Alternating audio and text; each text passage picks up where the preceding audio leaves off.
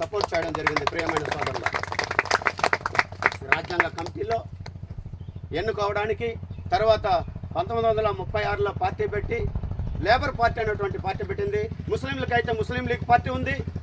అదే అగ్రకుల అనేటువంటి మనువాదులకి కాంగ్రెస్ పార్టీ ఉంది. అదేవిధంగా ఆ కాంగ్రెస్ పార్టీ పెట్టిన తర్వాత ముస్లిం లీగ్ పార్టీ పెట్టుకున్నారంటే 1906లో ముస్లిం లీగ్ పార్టీ పెట్టినారనే ఉద్దేశంతో 1907లో హిందువులంతా కూడా ఒకటయ్యి ఒక ముస్లిం లీగ్ అగానిస్ట్గా ఒక పార్టీ పెట్టడం జరిగింది. ఆ పార్టీ హిందూ మహాసభ. దాని పేరు ఏం పేరు? హిందూ మహాసభ అనే పార్టీ పెట్టడం జరిగింది. ఆ పార్టీలో ఏం వాళ్ళ ఉద్దేశం అంటే ఈ ముస్లింలకి యాంటీగా కాంగ్రెస్ పార్టీ చూపించడం లేదనే ఉద్దేశంతో హిందువులంతా ఏకమై హిందూ మహాసభ అనే పార్టీని పెట్టి ఆ ముస్లింలకి వ్యతిరేకంగా పార్టీ పెట్టి ఆ పార్టీ మూలాలే ఈరోజు బీజేపీ. అదే జనసంఘ ఆర్ఎస్ఎస్ వ్యవస్థాపకుడే హిందూ మహాసభ వ్యవస్థాపకుడు కూడా. ఆర్ఎస్ఎస్ వ్యవస్థాపకుడే ఎడ్గేవార్ అనేటువంటి వ్యక్తి ఆ యొక్క హిందూ మహాసభను కూడా ఏర్పాటు చేసింది. ఆ హిందూ మహాసభ ఏర్పాటు చేసుకొని ఆ రోజు జనసంఘగా మారి అది భారతీయ జనతా పార్టీగా ఈరోజు అవతరించిందన్న విషయాన్ని మన సోదరులందరూ ఇక్కడ గుర్తించాల్సిన అవసరం ఉంది. మీరు కూడా గుర్తించాలి. ఇంత కరడు కట్టినటువంటి ఈ యొక్క రాజకీయంలో బాబాసాహెబ్ అంబేద్కర్ మహారాష్ట్రలోని 1942లో పెట్టినటువంటి అఖిల భారత నిమ్న జాతుల సమైక్య అనే పార్టీలో నిలబడితే, బొంబాయిలో నిలబడితే అంబేద్కర్ దగ్గర పోటీ చేసేటువంటి అంబేద్కర్ అనేవాడు దళితుడు, ఈ యొక్క రాజ్యాంగ కమిటీకి ఎన్నిక కాకూడదనే ఉద్దేశంతో ఈ యొక్క మనవాదులంతా బ్రాహ్మణులంతా ఏకమై భారతదేశం అంతా అంబేద్కర్ రాజ్యాంగ కమిటీకి ఎన్నిక కాకూడదు, ఆయన ఎంపీగా గెలవకూడదు అనే ఉద్దేశంతో కజరోలకర్ అనేటువంటి ఒక వ్యక్తిని అక్కడ అంబేద్కర్ దగ్గర ఒక గుమస్తాన్ని తీసుకుని పోయి వాడి దగ్గర కోట్లాది రూపాయల డబ్బులు ఇచ్చి అంబేద్కర్ అయినటువంటి అంబేద్కర్ని ఓడించడం జరిగింది. మా ప్రియమైనటువంటి మిత్రులారా, అక్కడ ఏం జరుగుతుందంటే అంబేద్కర్ను ఓడిస్తే తర్వాత అదే పార్టీలో పశ్చిమ బెంగాల్లో ఉన్నటువంటి జోగేంద్రనాథ్ మండల అధ్యక్షతన 18 మంది ఎంపీలు గెలిచడం జరిగింది. ఆ యొక్క 1966లో గెలిస్తే 46లో గెలిస్తే 18 మంది ఎంపీలు గెలిస్తే అక్కడ అంబేద్కర్ని పిలిపించడం జరిగింది. అయ్యా, నువ్వే పార్టీ పెట్టి నిన్నే ఓడించినారు ఈ యొక్క కుట్రదారులు, కాబట్టి మీరు ఇక్కడికి వచ్చేయండి. ముస్లిం సోదరులు మేము ఎక్కువ ఉండాము, ఇక్కడ దళితులు ఎక్కువ ఉండాము, మేమందరూ కూడా నిన్ను ఎన్నుకుంటాము. నువ్వు వెళ్తే మాకంతా కూడా స్వేచ్ఛ, సమానత్వం, సౌభ్రతత్వం వస్తుంది.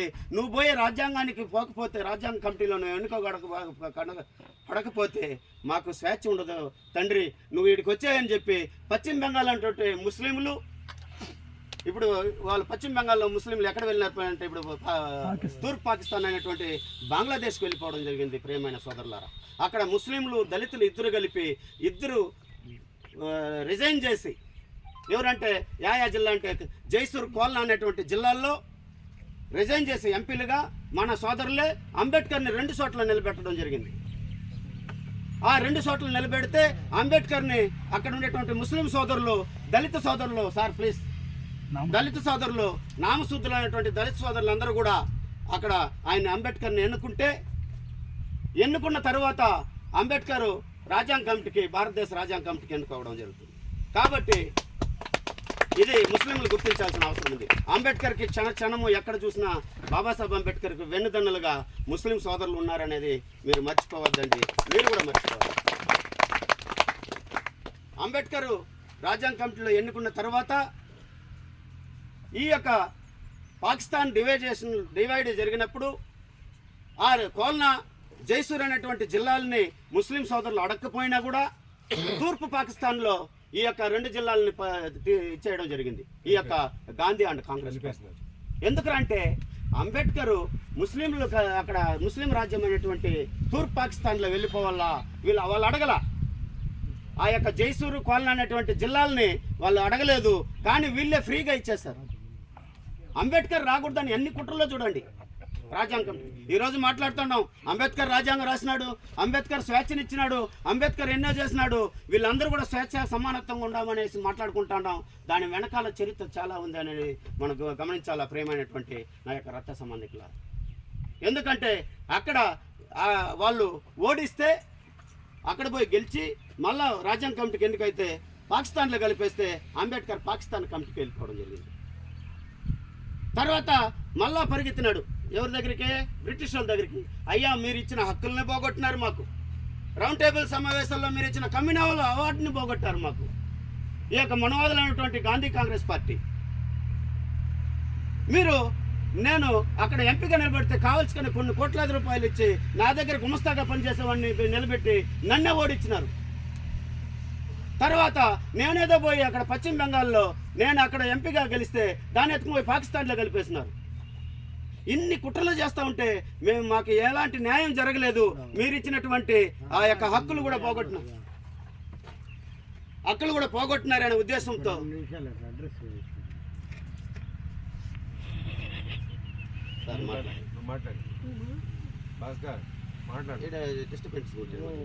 చంద్రబాబు అనే వ్యక్తి ఆడిపోడు మాట్లాడుతుంది సార్.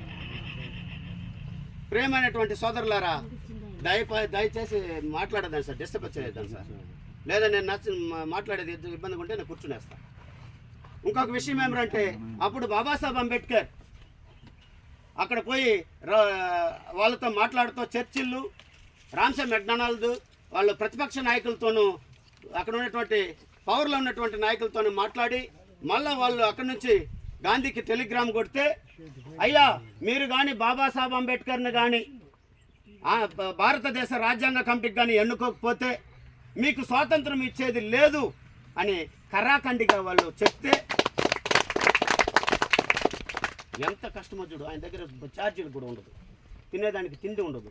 పరిగెత్తినాడు మళ్ళా షిప్ ఎక్కి, భార్య బిడ్డలు చనిపోతున్నారు, పట్టించుకోలే. పరిగెత్తిపోయి మళ్ళా పోయి అక్కడ వాళ్ళు ప్రాధాయపడితే వాళ్ళు గాంధీకి ఒక టెలిగ్రామ్